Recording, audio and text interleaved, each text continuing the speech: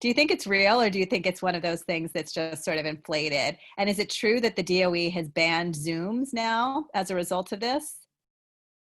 This is crazy. So how are you doing online courses? We're not. The ban on Zoom is real, at least for my school. We have a 2-week pause on all online classes, but we still have Google Classroom assignments, which is apparently how attendance gets taken, is if you like do your Google Classroom assignments and you're counted as like at school. None of it's real. It's all a facade. And they also canceled spring break, which is almost an admittance that online school is a facade. It's a bad time. We had another thought of what we were going to check in, but I think we do need to process some of those feelings. And the cancellation of spring break is one that I was curious how people are feeling. So what are your thoughts about like why they canceled spring break, and also, is there an opportunity to say, okay, it's been canceled, but to almost have a campaign with teachers about doing alternative learning? Like, okay, we're going to have school in some way, but it doesn't mean we need to do school in the way we traditionally do school. And that's with everyone. I'd love everyone's thoughts. I agree that online school is a little bit, fake. Not really working. But at the same fake time, news. But what I've heard about spring break cancellation is that it was, to like encourage social distancing, which I honestly like, although I'm annoyed, I think is kind of valid because I know that I at least like, obviously I'm not going to like go out, see a bunch of friends, go to their house and whatever, but I would definitely be trying to, meet up with people in the park or for bike rides each day, So like, and if that's just me, then like thinking about like every New York City high schooler doing that, I think it definitely would be, it would hinder the social distancing. So you think the greater good will be served by it? Do you think, like, would you like to see that week used differently? So for my school specifically, Monday, Tuesday, and Wednesday were gonna extend spring break for us into this entire week because there's just like a weird thing. We use a quarter system and there's like something weird going on with the quarter. It was going to be like 3 days of fourth quarter. So it was going to be like weird. So they were just calling it like intersession for teachers to finish grading and stuff. So now they're just giving us this whole week off. So this is my spring break, but that's just like my school specific. I don't know. I don't really know if there's that much they can like do that. Like no one's gonna like do like there's been all that stuff like virtual museum tours, like no one's doing those. Like I don't really know how much they can come up with that to like, yeah, I don't know. I think it would be a great opportunity for schools to encourage teachers to like get their online school shit together, like make sure everyone, is making it clear to their students like long-term due dates and calendars and, stuff like that. Yeah. Yes. What do others think? How are you feeling about lack of spring break? Do you think the greater good is being done? What would you like to see next week be, rather than just like another week of school? I would have liked to have my spring break, just because, especially for college students, like many college students are not just students, a lot of them are parents. All of us have other things going on in our lives besides school. That's a part of this adjusting period. And so having an opportunity to just calm down and adjust without the pressure of at least school, I think is really important. For CUNYs and SUNYs, we had a recalibration week last week, but that was for the teachers to learn how to use Zoom and acclimate themselves to online learning. So at least they had a chance to acclimate themselves. And I think students similarly need that chance as well. So I would have liked to have a spring break. Ours is just 2 days now, which is, I think, ridiculous, but at least it's something.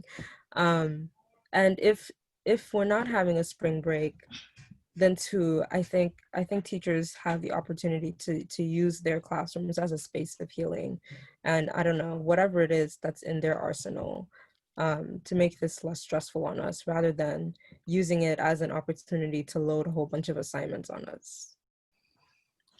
Yeah. Truth. Any other thoughts anyone wants to share as we process the spring break that wasn't or won't be?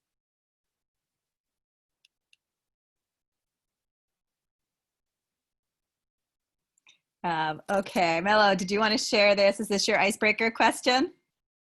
I was gonna add on, just as somebody who's really passionate about education advocacy, and tackling what we know and hear as reform work, especially in education, because the political lines get a little bit blurred when it comes to the language that we use when we're talking about how do we do better by students. And digital learning is a reform agenda. A lot of people do try to push this as a way to quote unquote alleviate any of the inequitable barriers to education. And now we get to see, just like in the healthcare inequities, we get to see how this actually is an effective education method to rely on and to expect like low income students to accept this like as a means of their education. So I'll just share like that. Like it's just funny or ironic really to like see how much of the systems that people, really the private sector, because they have the most to benefit and profit off of things like this. Like we're not, like our public system isn't benefiting. Zoom's benefiting, Microsoft is benefiting, and things like that. So just, I'll leave that radical thought to start us with, as you continue to like decide which issues you're most passionate about and want to focus on career-wise. Education is something I think I'm never going to let go of. So I'm glad to hear, you know, I think you're all right, and we all also need to figure out how do we do emergency preparedness when it comes to education as well. So lots of space for thinking. Yeah, and building on that, you know, about sort of who's benefiting and Facebook and other things, did y'all sort of see there was an article or like a press release or something that was noted that Facebook is taking down 1 million like fake ads or things related to the election a day. They're taking down 1 million things about falsifying the election a day. That blew my mind, like the scale of this. And now, of course, we're all much more beholden to these like digital platforms. And before some of you got on the call, we were talking about, you know, how Zoom has now been shut down because of security issues. So, you know, I'd love to hear people's thoughts about how do we respond to this? Like, how do we insulate ourselves, you know, and our peers, you know, in this time to be critically conscious and to like navigate the constraints and try to find like where the opportunities are to create positive change.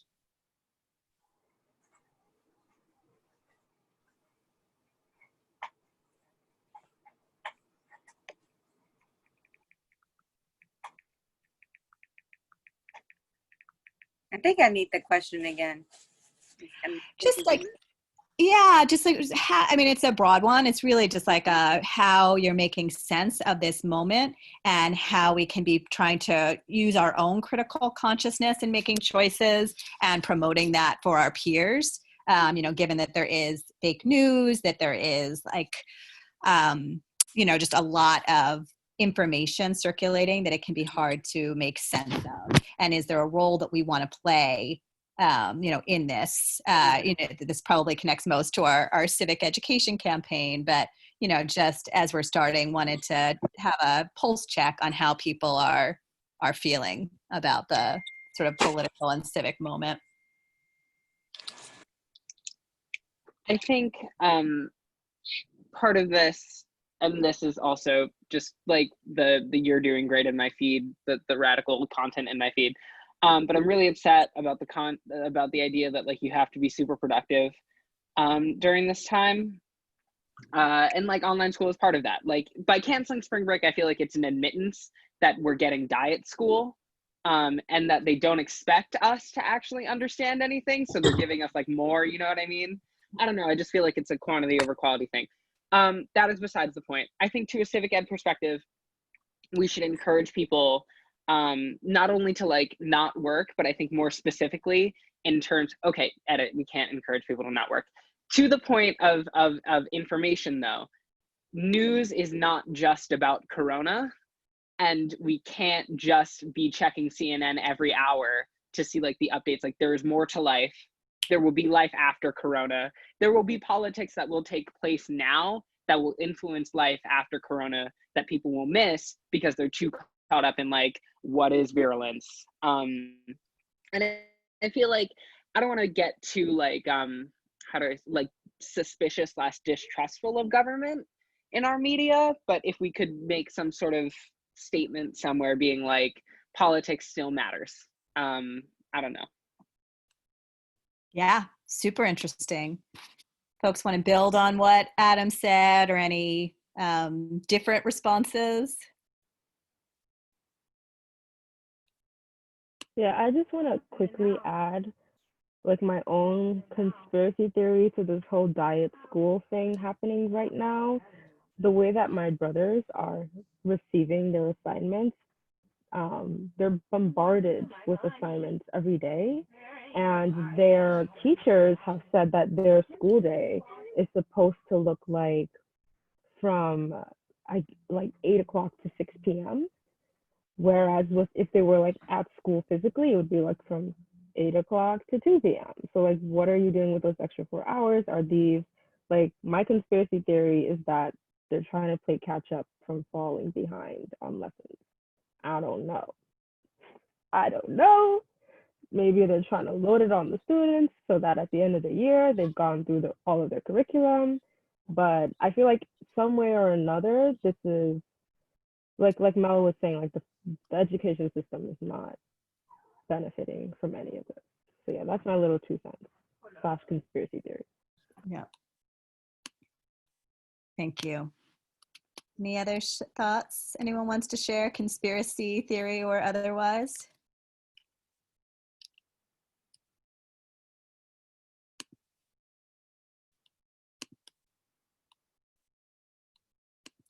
Okay.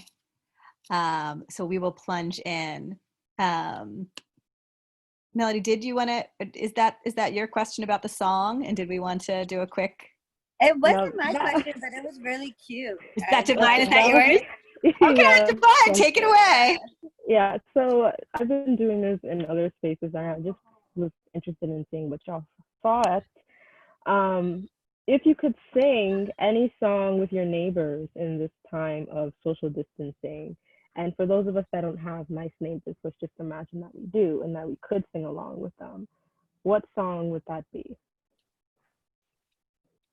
So that's the icebreaker question. And people can pipe up, with your voices or in the chat room. I'd want to say Imagine, except that obviously is taken. It's taken. And ruined. I would do, and this is just to start it off, and it's not this song is before my time. I'm just a baby of 4 older siblings and a mom, obviously. But Billy Joe, we didn't start the fire. It was always burning since the world was turning. I feel like that's so appropriate. Do people know that song? That was like such a. No, but it sounds good. I'm gonna put the link in the chat so people can check it out with the lyrics, because it's really powerful lyrics. My teacher uses it to teach us the Cold War. That's interesting for the Cold War. I think my teacher did in high school too. That's cool. Any other like lyrics or songs coming to mind that you've been singing or that you would like to sing? I'm calling people out. Adam, what's your song? And then you pick somebody after you. Okay, I will provide a song. I'm scrolling through my playlists. All I've been listening to is like metal, but like with female vocals. That's all I've been listening to for the past few weeks because I'm sad and I'm angry and like witchy. Like I'm manifesting witchy energy during quarantine. But that doesn't mean that I would want to sing that with other people because then it loses all of its drama. I don't know. Come back to me. Wait, I just came in. Sorry. Can you guys refresh? Hey, Meryl. So we're just doing Meryl. a little icebreaker question. The question is, if you could sing any song with your neighbors in this time of quarantine, what song would that be? Thanks for catching me up. I got one. It's Titi Leo. Hey, TT, go. We're all in this together. Okay. Sweet up, girl. Yeah. Love it. That was also Mukaddes' choice. Ooh, I love it. We've already got synergy.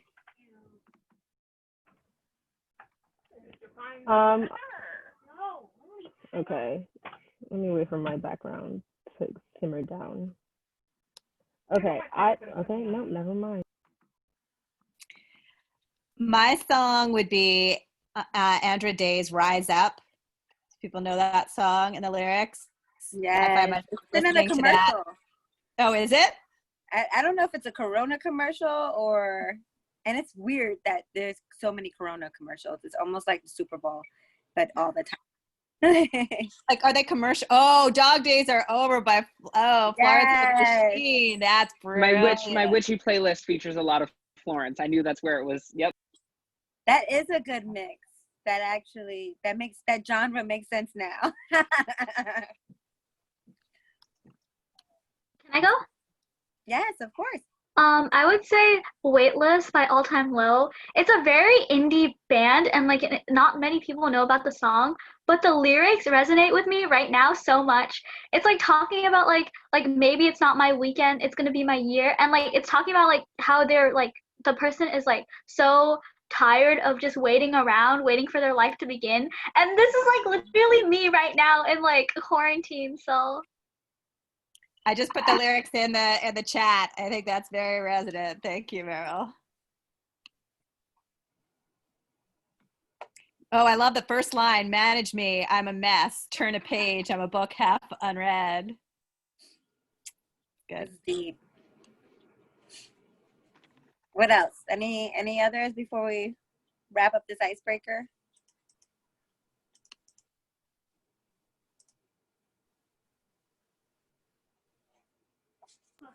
Yeah, I'd like to I would sing Lean on Me by Bill Withers, who recently passed away, I think 2 days ago. But that song is a really big part of my middle school experience, and I think it's a really community type song, so that's what I would say. It's usually the song recommended to sing at graduations. I don't know if people still do that. It is. are we so even having fun. graduations anymore? Oh, that's also the other thing. Did y'all see that Teen Vogue is doing an online prom? I'm curious how people feel about I that. saw that. Do we have to pay? No, it is free. Oh, then I'm kind of on board. I'm kind of here for Vogue. Vogue might have done something. Wait, I love your eyeliner. I'm kind of Thank you. I look very cute. Yes, you do. I'm very impressed, and I feel like everyone has like dressed up for today, given the state that we're in. So you don't have to. We were saying like PJs are optional, and you can choose your day PJs, your night PJs. You know, come as you are. Oh my God, John Oliver did a segment, like he has these Now This segments where he clips like embarrassing newscaster things. And the last episode, the theme was how many newscasters and anchors are asking each other whether they're wearing pants. It was so uncomfortable. I'm waiting for like a camera to move just a little bit to the side where we get to see that they aren't. Oh, I love that. Are you Bye. No, the classic move is to like wear like a really nice top and then have like bottoms that are just like sweatpants. Fascinating. Because I want Corona to go away. Okay. All right. Let's keep rolling. Thank you for your song. Let's I'm gonna skip that first section. I can embed into the later parts. I think we should move into debriefing the March 24th collective meeting. Yeah. Okay. Do that. Divine, can you take the lead on that since Jessie is not with us, and I'm gonna put the guiding questions in the chat. You are on mute though. Oh, sorry. I forgot that I muted myself. Okay, so like Sandra said, we're debriefing our last meeting. Focus here is on, well, I think the questions are in the chat. So it's what did you learn from presenting your campaigns to the larger collective group? What parts of that felt challenging, and how can we, as in like Sanda, Mello, myself, and Yessie, how can we support you all in facilitating it better next time? And also, what are things that went well? And we recognize that even though it was 2 weeks ago, given that March was 97 days, it probably feels like a long time ago. So maybe like take a minute to, to try to go back to that space. It feels like a really long time ago. Do we popcorn it out? Yes. Can I say something? Yes. Okay. Something that I noticed was that like we were all like more focused because normally what happens is when we're in a physical place, like a lot of people like leave to go to the bathroom, like, oh, let me just like go get and like another slice of pizza, or like even sometimes like the conversation, like sometimes people can have like side conversations, like it's just like very like easy to, but then here it's like when we're all in a group, like I guess you can, some people are multitasking, but I would say like most people are like on task, so we can definitely get more stuff done. It's just like the problem is that like our everything just keeps getting pushed back because of corona, like for example the civic education thing, like we can't really go out and advocate like do it digitally. Right. Yeah, I think the biggest thing that I took away from 2 weeks ago about the what do you call it? What is my campaign called? Voter mobilization. Voter mobilization. That's what I'm saying. The biggest thing I took away from that is like I just felt like the group in general wasn't talking enough about the fact that we just like it's completely obvious, and I think this is true for the civic education one too, that the entire campaign needs to be like not only radically changed, but like probably like realistically it needs to be kind of like take our expectations way down, because I just don't think we just like it needs to be completely changed. We're just not going to be able to get as much done, and I felt like there wasn't enough talk about how we're going to completely remodel the campaign.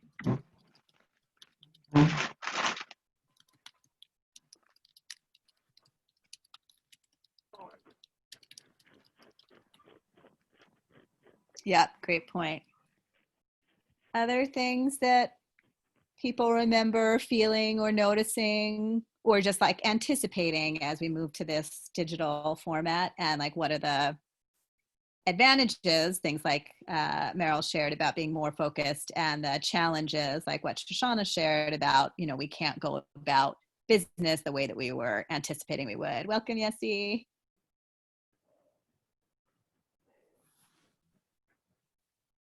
Hi, sorry, I just realized I was on mute. We're debriefing the March 24th meeting and notice things.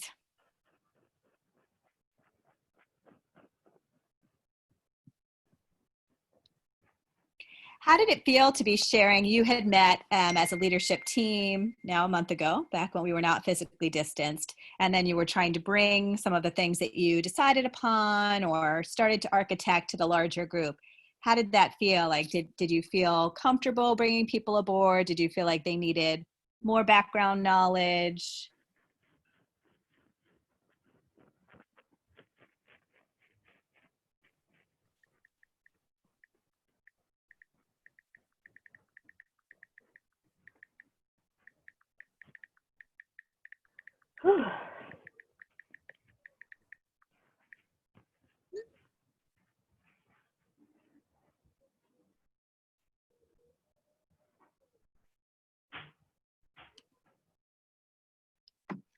I feel like it felt the same as like the leadership meeting. Like, cause I was expecting there to be like this gap, like where like after the leadership meeting, right? Like we would be more comfortable, like the people who were the leaders, like they would be more comfortable with the campaign. And like I was kind of expecting like the people who weren't leaders to like kind of feel a little excluded because they're like, oh, like this just all is all like put on me and like I feel a divide, right?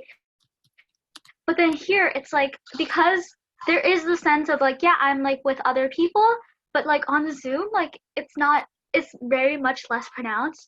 So yeah, I think like it was able, I feel like if forgive me if I'm wrong, but like I think the people who weren't leaders, like and the people who were leaders, like the divide was much less pronounced than I would have expected because of Zoom.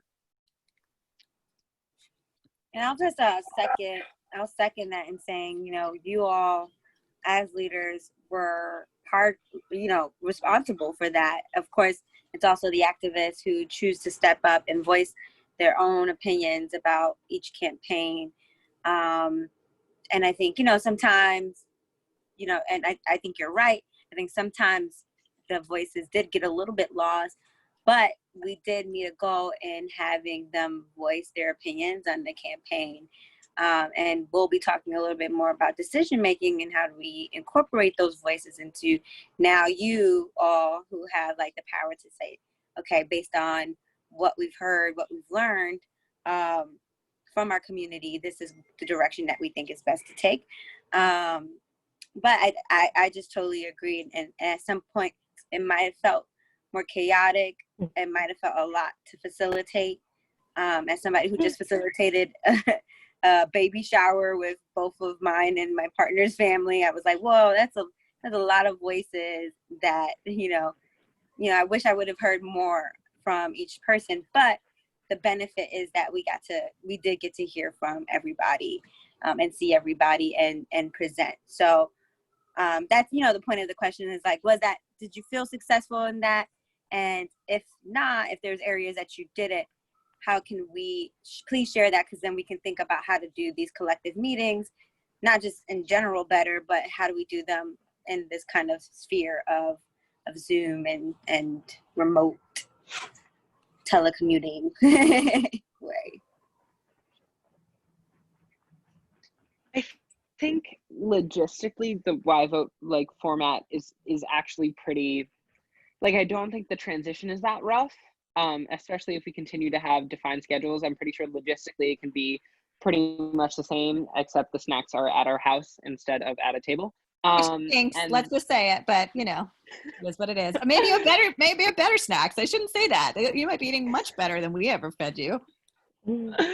But I do think that something that like is going to be difficult. I think reworking the campaigns to virtual learning, to not virtual learning, it's not school, that's not real anyway, to Zoom is going to be like, the real challenge, because each campaign I think had at least was close to a defined vision by the end of our first meeting. And then our second meeting was kind of like presenting a vision that we didn't really get the chance to rework. That was like, I guess, my biggest working point from last meeting. It was like, I need to schedule something outside with this team, because I don't think within YVote meetings will be enough to completely rework the campaign. I don't know. That is my opinion. Although I would question that. Can we create more space? Like we can structure the meetings in the way you want. And I do think that the regular YVote meetings have to, or should do a good job of giving you space to do that work. And so is it an issue of having time? Is it having a structure? Like what would it take for us? Because we're designing tonight, the next meeting, and we can structure it in whatever way will best facilitate your ability to advance the campaign work. I agree with Adam. I feel like in general, the transition from in-person to online meeting wasn't bad, because we still had the breakout rooms, which is pretty surprising because I didn't know you were able to do that on Zoom. But I think the breakout, in person we still do breakout rooms, and we still are able to work in a small group. So I feel like that wasn't bad, but I definitely agree with Adam that the campaigns, we need to focus on reworking the campaign.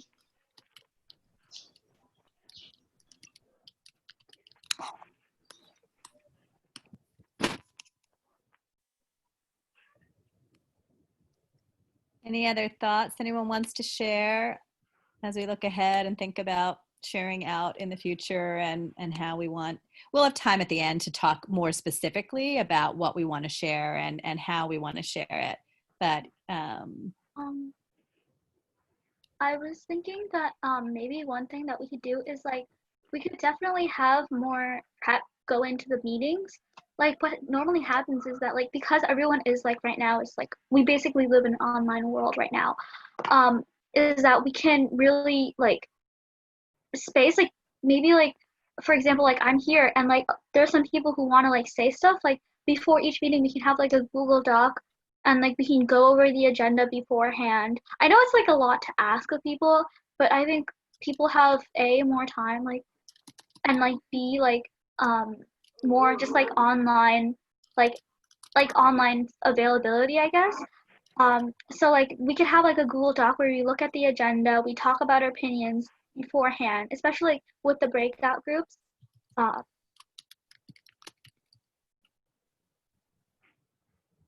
So encouraging more like between session conversations.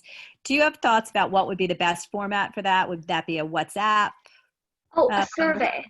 A survey, Google, in my opinion, like maybe like a Google survey. Sorry, it just like popped in my head.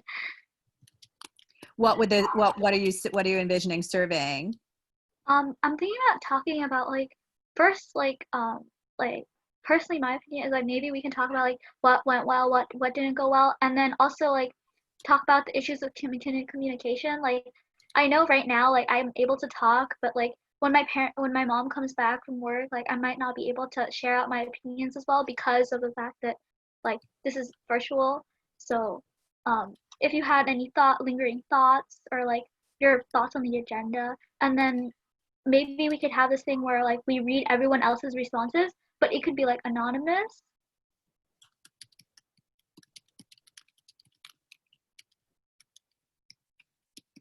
Nice.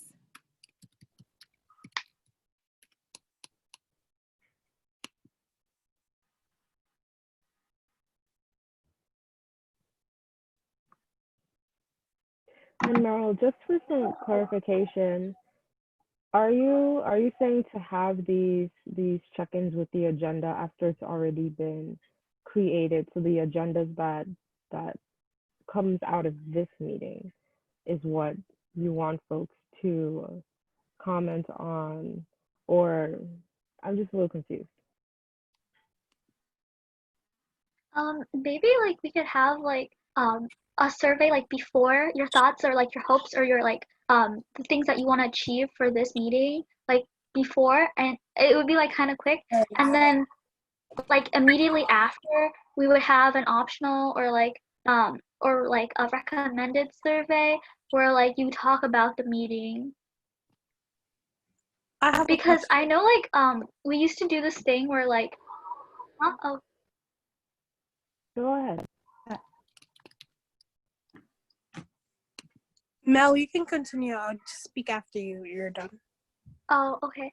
One thing that I noticed that like I remember like I really missed this was that like when we were together we had this thing where we would write on like a board or a sheet of paper, chart paper, and it would be like a visual like representation of our efforts, and like I'm kind of missing that, so like maybe that's why like I would rather have us write in a doc or a survey about like our thoughts and ideas.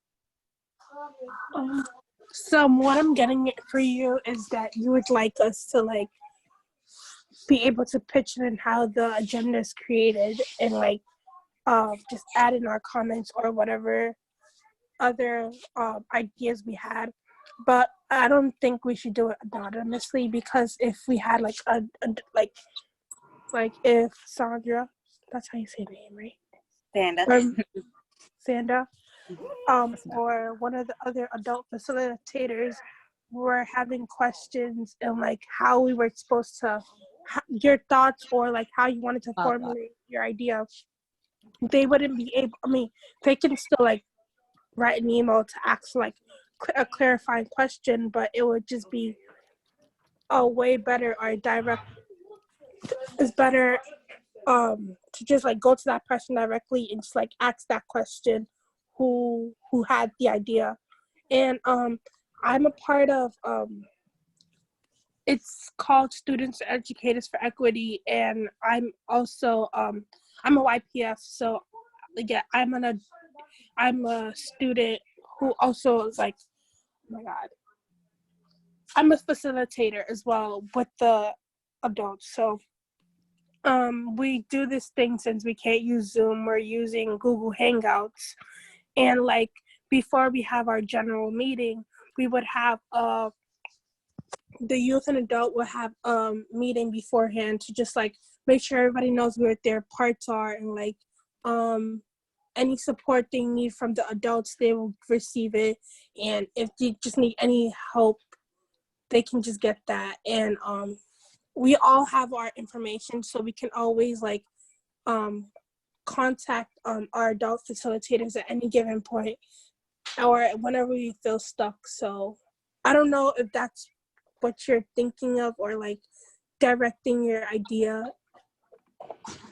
Well, and I'll just, recap things I'm hearing in a way to just continue to like build, like skill build. And thank you for sharing that, TT. That's great experience.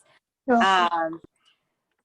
I think what Meryl is suggesting broadly is like, how do we get a little bit more efficient in our decision making and the information we need to gather, not just for our campaigns, but amongst ourselves, to come into each meeting feeling like we're clear on what the agenda is. And so I think, like very simple ways of solving that issue is having the agenda for each, not just for our leadership meeting in whole, but for each of your campaigns, in which you'll, each and every meeting you'll be really ultimately responsible for.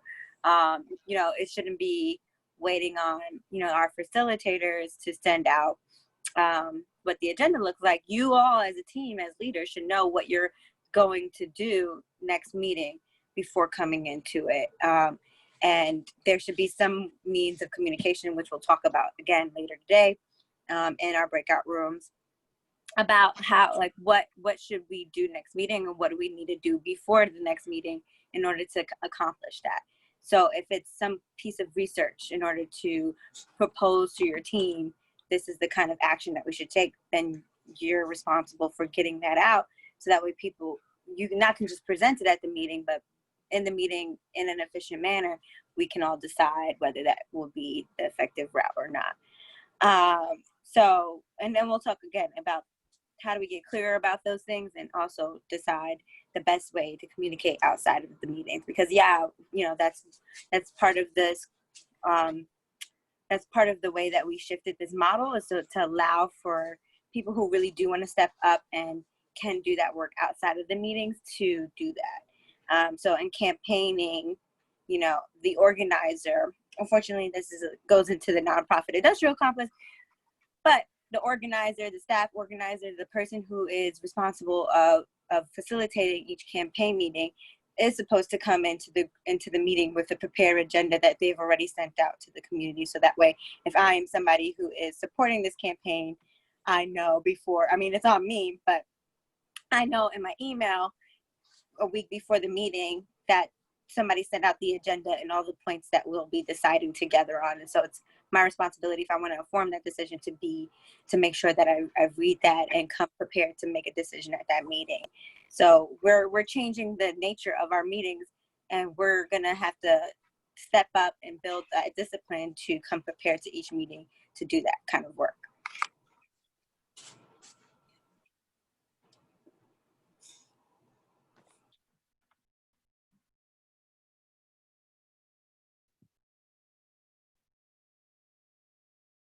Is there anything else folks want to add to that point, or in general in reflecting on our March 24th meeting?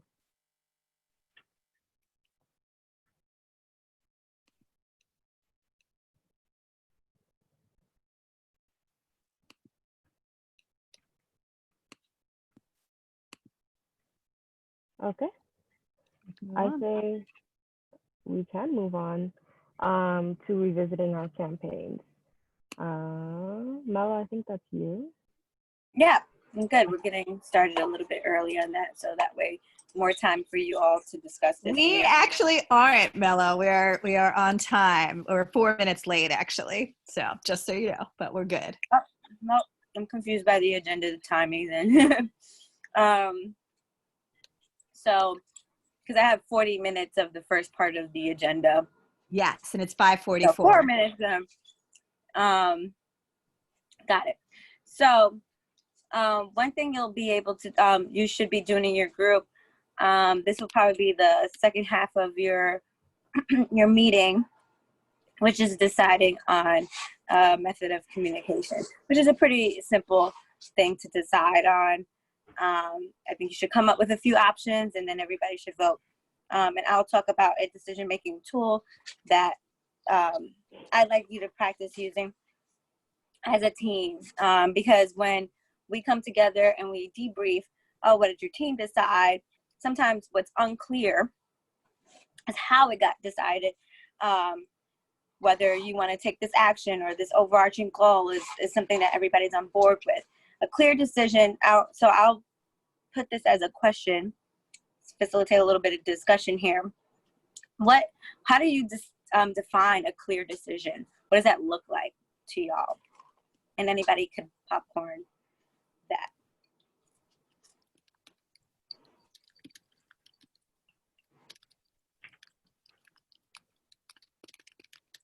Where in other spaces that I organize, a lot of decisions are made by poll.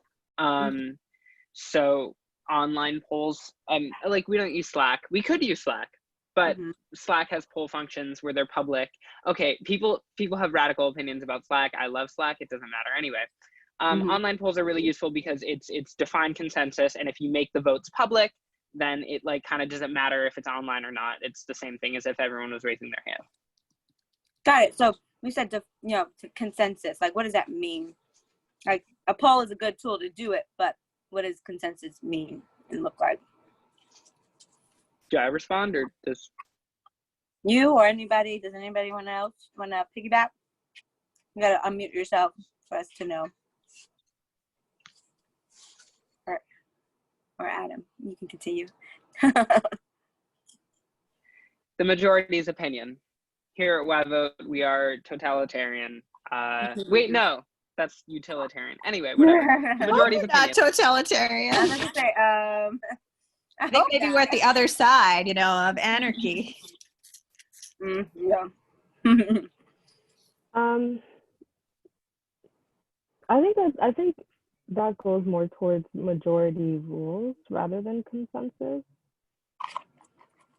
Because the way that I understand consensus is that everyone has to come to an agreement, or otherwise you can't move forward with that decision.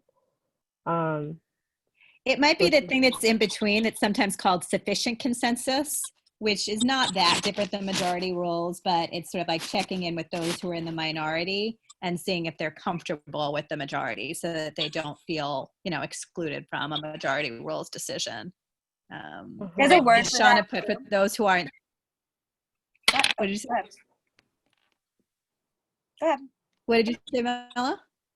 I was gonna say there's a word for that. Usually we have to do this in any kind of relationship. And it starts with a C. Oh, compromise. Wait, is it compromise? Yeah. Complain. Okay. That too. That is part of compromising a little bit. Yeah. You're gonna hear why I don't want to fully support this, but I might be able to come to some kind of compromise with you if you're willing to, number one, hear me out. I'm not gonna compromise if you don't hear my issues with it. But yeah, compromise, right? So consensus does require compromise. It's not going to assume that everybody's going to be on board with this one decision. It is assuming that there's some people who might not fully support it, but are willing to do it for the sake of coming to a collective decision. And I don't want that to mean at all in our leadership meetings, like other people opting out of making the decision. We get the same problem that I think we're trying to tackle at YVote, or people opt out of voting because they don't feel like their voices matter, or they don't feel like voting matters or this person in office matters. Like that is a whole different problem. I wouldn't assume that the decisions you all put forth to decide together, you can come to consensus on.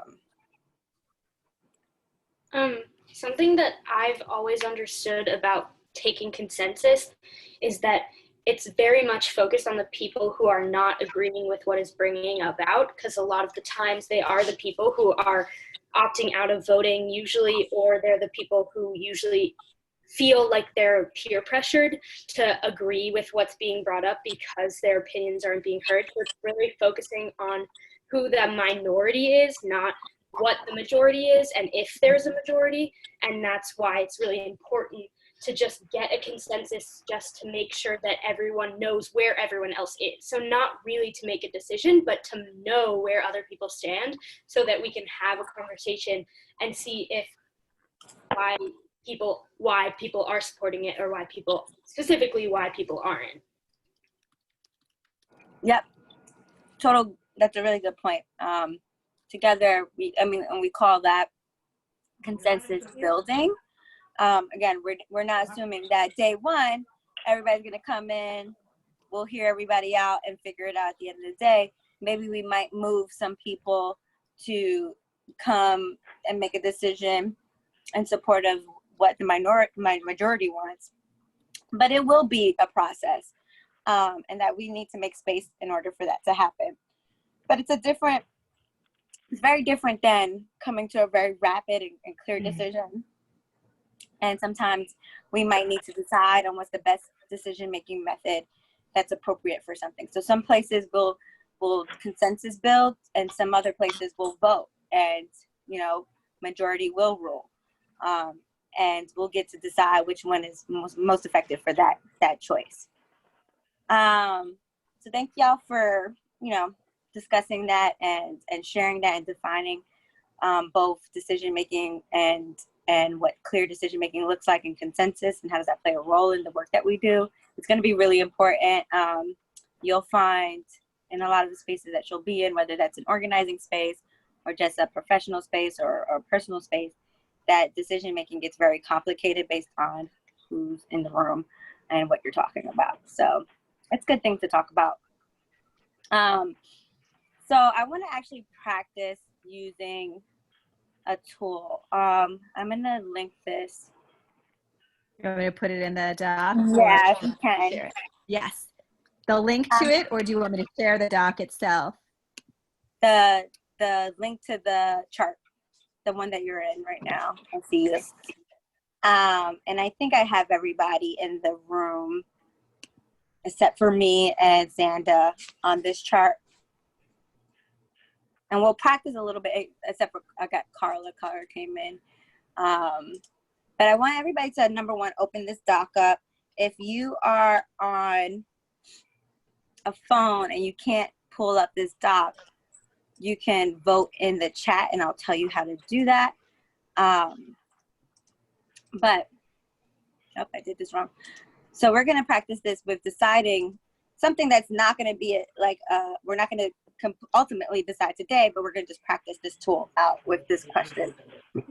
And that is, how long do we think these campaigns should run through?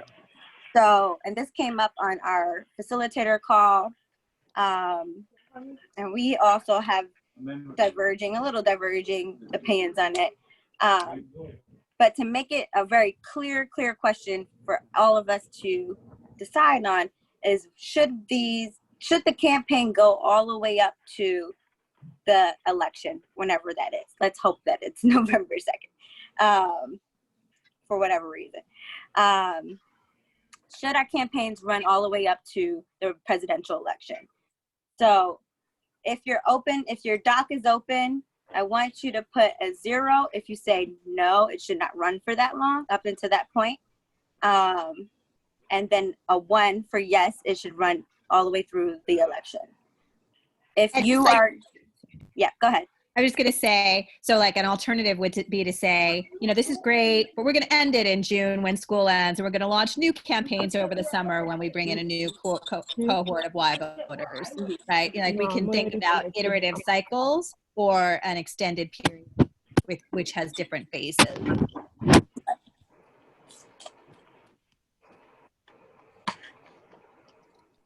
So if you can't pull this up on your own, you can vote in the chat.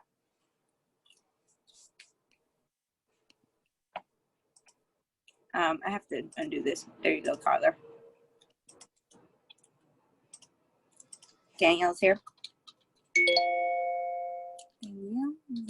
Mello, a request to repeat the question. The question. So the clearest way to vote on it, I could put the question is, should our campaign, both of our campaigns, run all the way up to the presidential election? So should that be our end goal, our final deadline?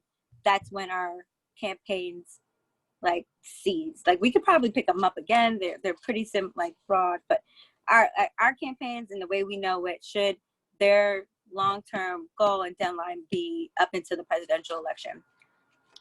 And if you think no, it's 0. And if you think yes, it's 1. Mm-hmm. Great.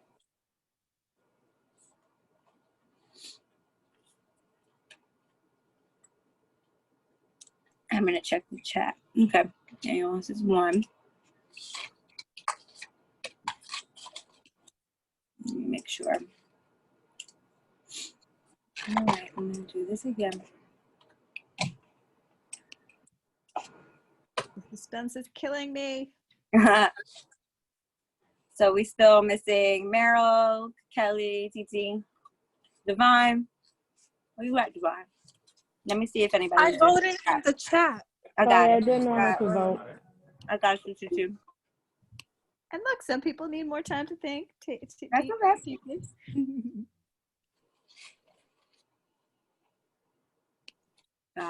Got it. Oh, thank you, Yessie, for putting that question in the chat. Trying to multitask here. I'm terrible at it. I got you.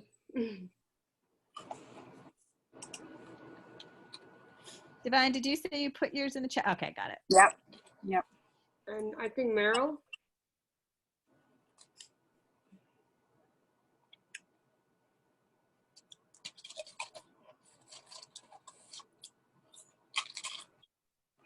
Wow, it is almost a dead heat. Meryl, your vote. This is literally when we say every vote matters. Meryl, no pressure, but your vote will be the deciding one. Yeah, well. Anyone can campaign and lobby Meryl right now. So if you feel strongly about ending in at the end of the year versus ending, Meryl, can your vote be bought? What are the incentives that might influence your vote as the tiebreaker?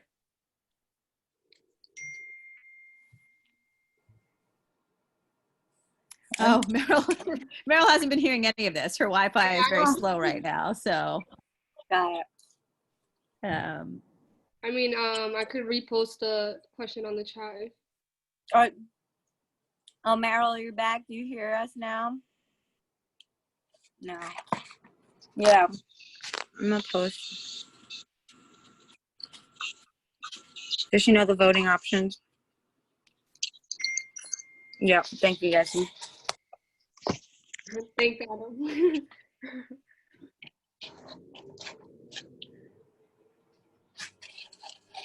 Is this does this mean that it wouldn't be in cycle?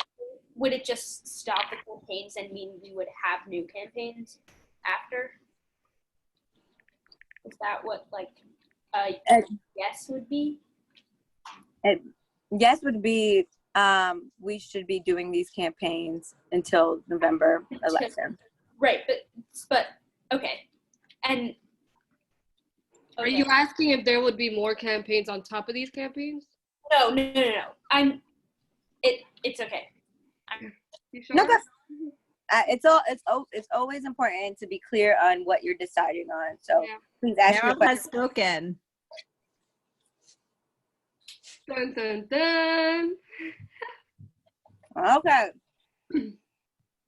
And again, this is just practice. We'll bring it up again. Because This is not binding, you mean? And not binding. Not binding.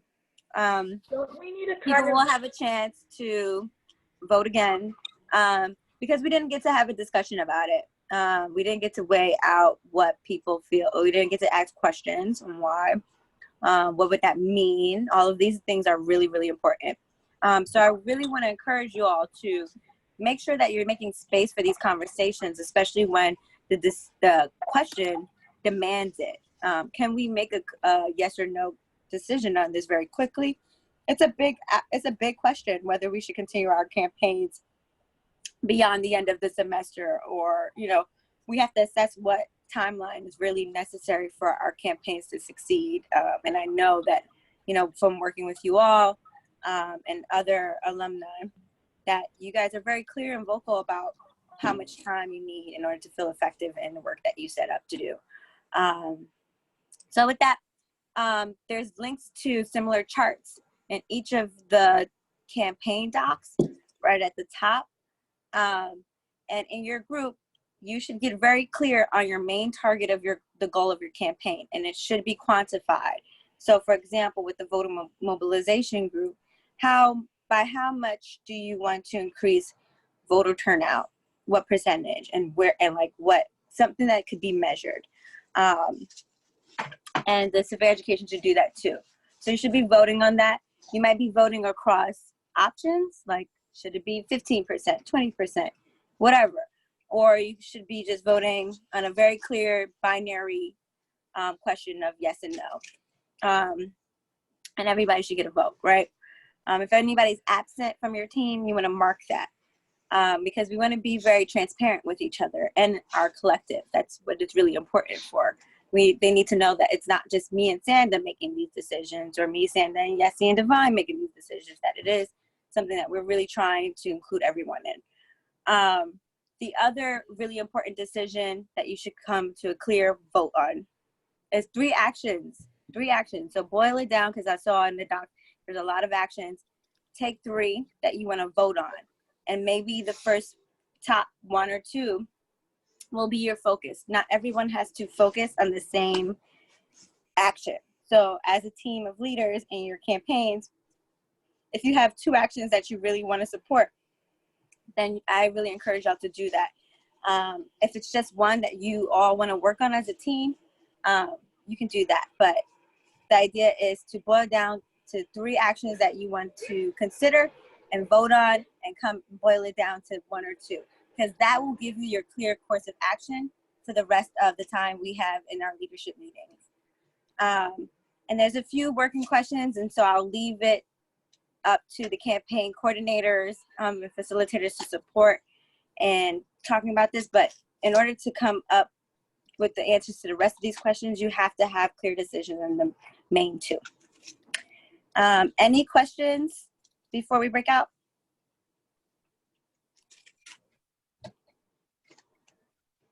Okay, break out. Are we gonna come back? Sorry, are we gonna come back to the whole group? Okay. Yes. Okay, you ready for me to launch? And through the magic of Zoom, you will appear in your breakout rooms. Here it goes. You'll see an invitation, and you'll want to accept that invitation.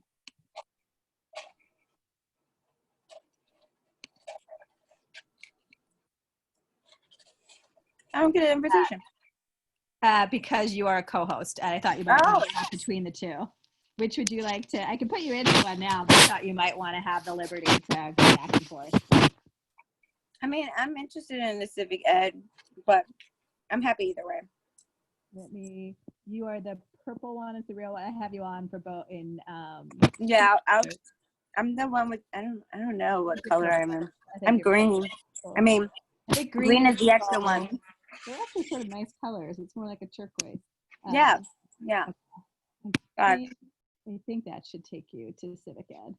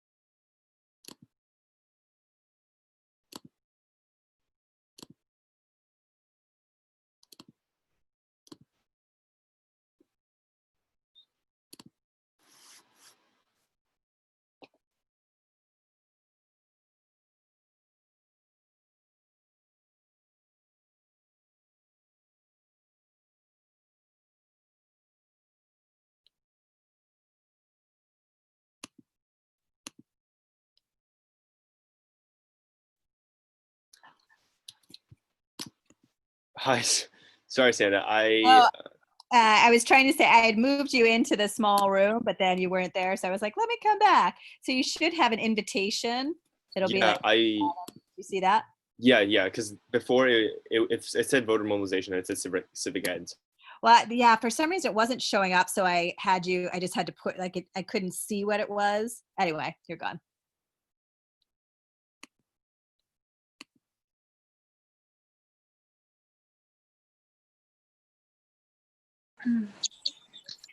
Oh, hey. Sorry, we're late. Yeah, what's that about? Just trying to make Just kidding. decisions. Just kidding. People in my building are about to start screaming in like 2 minutes. So I don't I don't know about y'all. It's important. I just wanted to jump right in as folks coming back into the room, because this is the note that we left off on, is that you should always be preparing for what you're going to need to know from the larger collective of activists, and what you want to mobilize them around. So if your groups are getting to the point now of like, okay, now we know what action we want to do, you can start thinking about what roles activists can play. And is it content creation? Is it outreach? Is it, they should be able to participate in this campaign. They are active participants in these campaigns. And so with that, I just want to mention that, or really ask the question of the point, we tried to implement this a previous year of YVote, but now it seems more relevant and productive. People are starting to chair. Would it be helpful to have mini stipends or mini grants to complete some of this work that, again, we can enlist the activists in helping with? So if it's a video, if it's whatever your group is talking about, would it help to have a mini grant to do that? Yeah, absolutely. Wait, so the activists that are like in the regular like YVote like meetings and stuff, like the collective. You and them, the notion of like being able to, say, either we create a bank of projects, we also let people propose projects, but pieces of this that work needs to be done that you might not be feeling really sanguine is going to happen. But if there's like a really clear deliverable and timeline and, some resources connected to that. Yeah, I can assume that our like production value might go up for certain things. Like we might be able to purchase props. There it is. Amazing.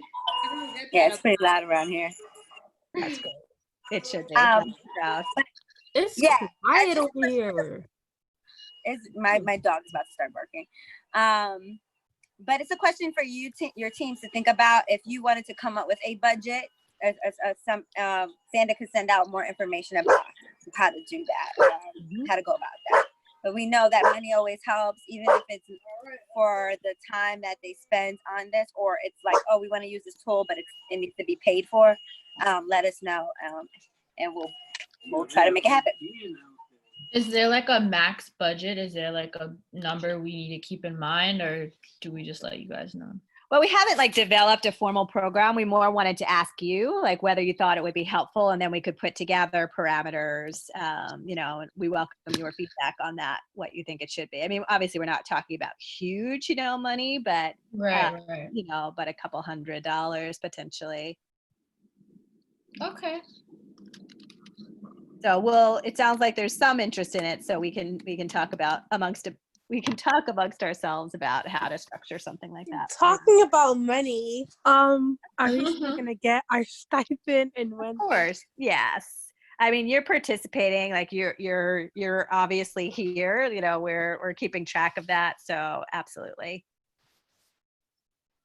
No, actually, can I speak?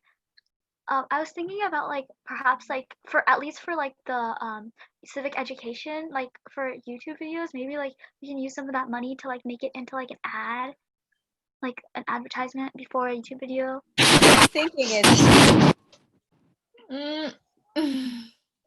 Sandra, we can't hear you. When you move, we can't hear you. Oh no. It's so loud. Can you hear me now? It's Yeah. all kind of low. I literally haven't moved. So I was saying we'd have a form where you could propose your budget. So Meryl, if you wanted to put in for ads to publicize something, you do that. You know, like each of you would sort of say, here are the things that I'm wanting to do, including, you know, compensation you online. But each person's budget is a little bit different based on the needs of your project. By the way, Sanda, every time you like move just a little bit, I think your computer or your audio is catching the friction of that movement and sending it out to us, like white noise. Something's just interrupted. I don't know what it is.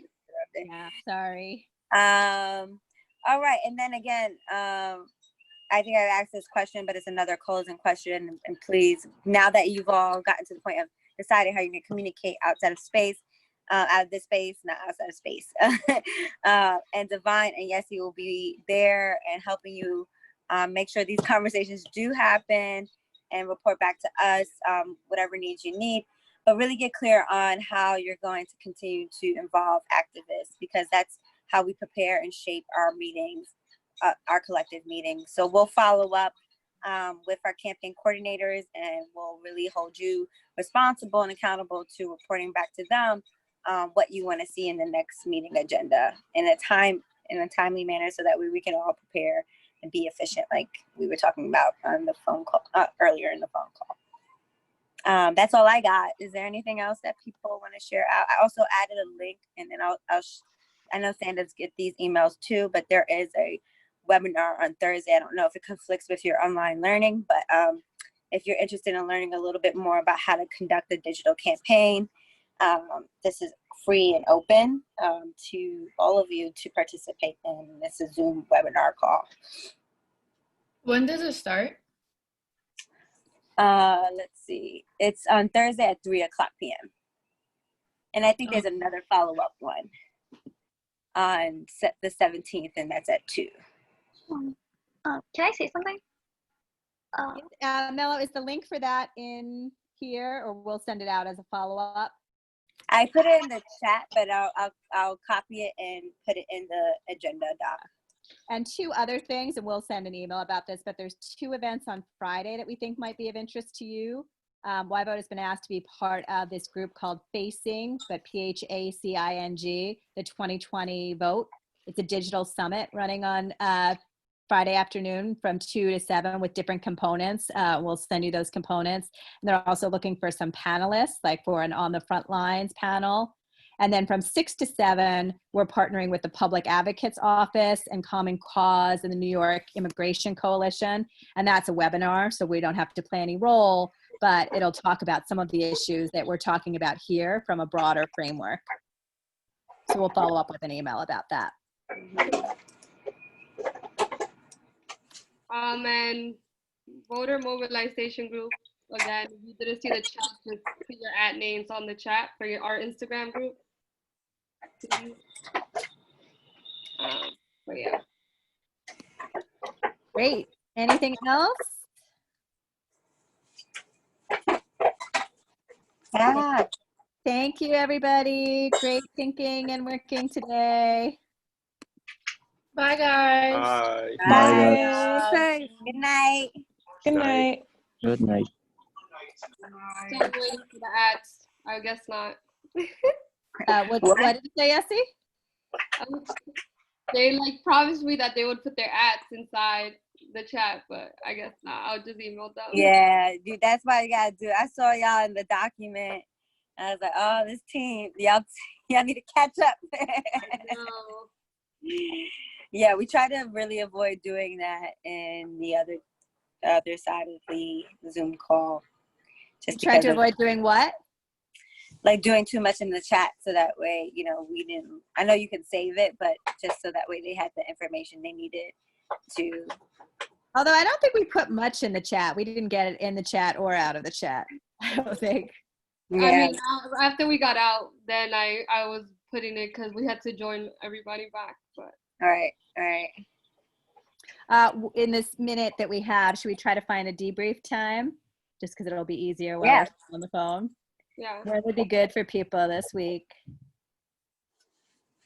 Do I have a life this week is what I'm trying to don't laugh at me.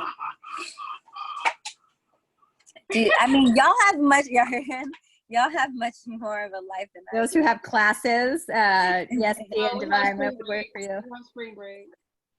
You're on spring break? I thought you were on spring break last week. We have only 3 days. Oh, yes, you told me the Thursday, 2 Friday. day one. It's Wednesday, Thursday, Friday. Divine, you're on That's mute, 3 but I days. could read your body language. 2 days. Well, that's news to me. At least it's another day. Yeah, it's That just supposed that Wednesday through Friday, so they thought 2 without counting Wednesday, but it's 3. What about, I think we've sometimes used Friday at 11. Oh, I have another call.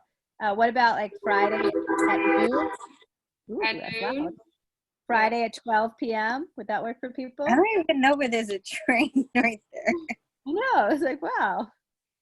That sounded. I guess that's a truck, but it sounded like the whatever LIR thing. Friday works for me. What time? Sorry. I was proposing maybe noon. Does that work for Yessie and Divine? Yeah, hold on. For now, I would say that it does. Honestly, everything is just all over the place in terms of scheduling. Me too. Because it's just like, yeah. But I Even think for even now. for this Friday? Yeah. Is there a Yeah, time? I'm good at 12, I think. Divine, is there any time that feels more secure, or everything will be a little bit precarious and we might as well go ahead and schedule it for noon Friday? Yeah, we should schedule it for noon Friday. I don't know how folks Okay, feel about the weekend, and I personally want to sleep in on the weekend. You know, it's all blending together at this point. But anything that you want. Yeah, I think Friday at noon. Friday at noon? Okay, I'll send it out to y'all. And are we meeting with the like they said they wanted to meet? Are we meeting with Adam and Makadis again or no? Well, I'm thinking like you all should be communicating with them. I am. I was just wondering. Yeah. I don't know. What do you guys think? Do you think you can facilitate that same support call that we had with all 4 of us on it? I think I can. Yeah, for sure. I And was we just can, looking for. and we'll send out the questions, like the main things that me and Sandal will. We would just like to stay in the know as much as possible.